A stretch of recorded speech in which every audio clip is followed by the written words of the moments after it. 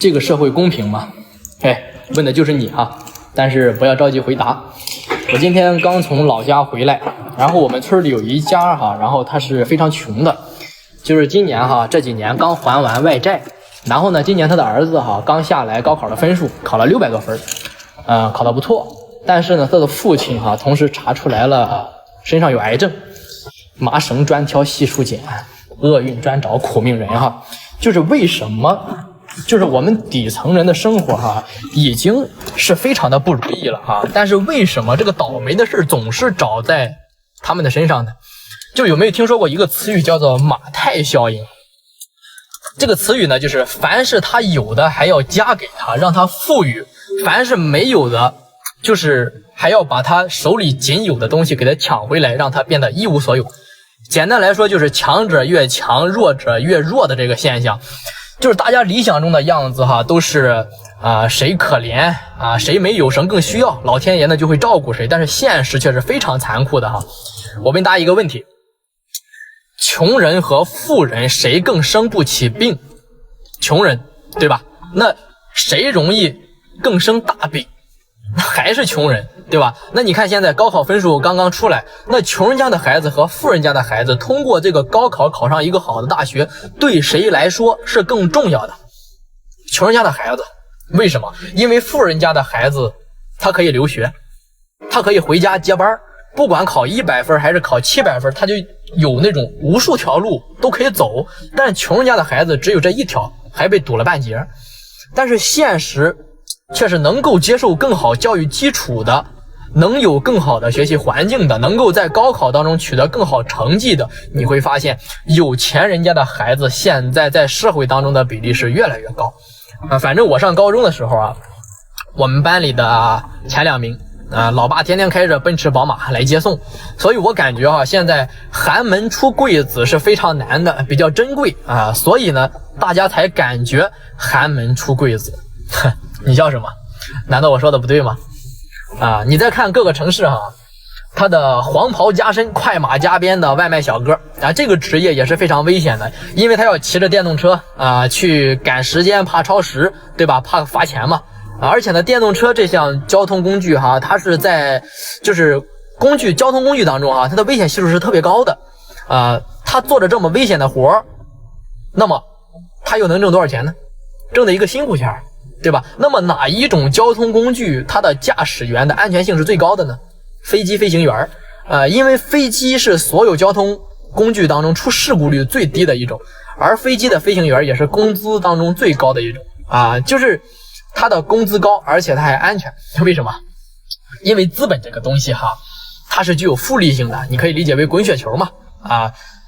不管是信息也好，资源也好，一旦形成了垄断，它可以让你在赚钱这件事上变得更加的容易，然后就形成了一种滚雪球的一种效应。比如说你看富人我有本金，我是不是可以买房子去投资前些年，然后呢我可以正常靠收房租产生被动收入我有钱我放在股市里面，然后我公司赚了钱之后呢，我就可以拿到公司股份增值的那一部分，对吧？这个富人他有付出劳动吗？他没有付出劳动吧，但是理论上呢他可以无限的大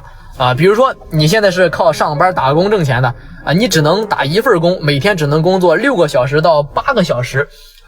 然后呢我呢可以有1套房的钱买1套房，有10套的钱买10套房有100套我可以买100套房。我的收入的增加是100倍的时候，对于我这个人上的时间来说，他有花的更多吗？他并没有。这就形成了一种滚雪球的一种效应，就是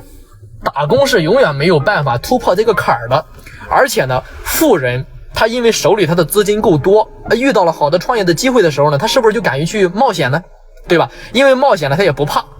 他有兜底嘛。富人是不是有钱，吃得更好，穿得更好，吃得更健康，所以呢他更不容易生病他住得更好，他坐的交通工具更好，所以说呢他更安全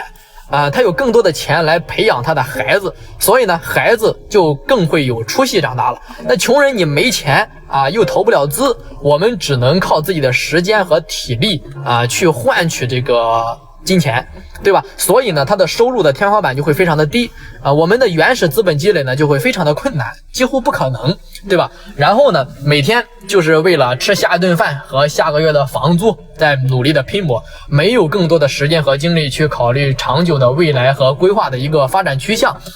就算你，所以说呢，你就找不到风口，就算你找到了风口，你也没有启动资金，你入不了场哪怕你攒下了一点启动资金，你还不敢冒险，因为你有家庭有房贷，你亏不起就算你敢冒险了，你的亏损的概率也是非常大的，因为你的经验不足，成功率非常的低所以这个社会呢，就是不缺钱的人拿到了更多的钱，不缺爱的人拿到更多的爱，对吧？都流向了他们。你看哈，有钱有资源有信息的时候，它就像滚雪球效应，一直下山往下滚到后来你都不用多使劲它就越滚越大。而且呢，这个社会就是它的规律普遍都是偏向赢家的。我给大家举个例子，比方说在座的各位，我们都在一起做生意，都缺钱，对吧？那是不是大家都知道可以找银行借钱？穷人找银行借钱，利息还更高，而且还不一定能够借得到，对吧？那作为一个普通人，如果应该怎么去就是应对这个马太效应如果说你想应对这个马太效应，马太效应呢，其实它是客观的规律，但是它确实也是在任何的时候和任何的城市，总有那么一部分人可以通过自己的努力和能力去突破这个马太效应白手起家，逆天改命其实真正的想对抗，你可以先找一个最小的雪球比如说你每个月强迫自己存下2000块钱的工资这就会让你遇到一个机会的时候，突然来的时候，你好歹有一个入场券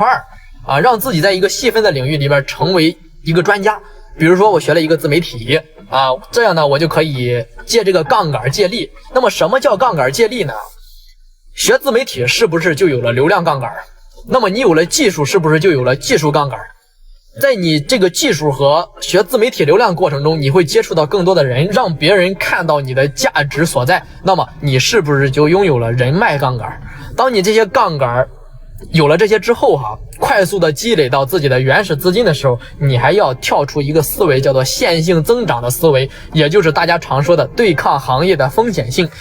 不要把鸡蛋放在同一个篮子里，找到一个小的雪球，慢慢的去滚就可以了。所以说对于公平和不公平这个话题而言呢，我感觉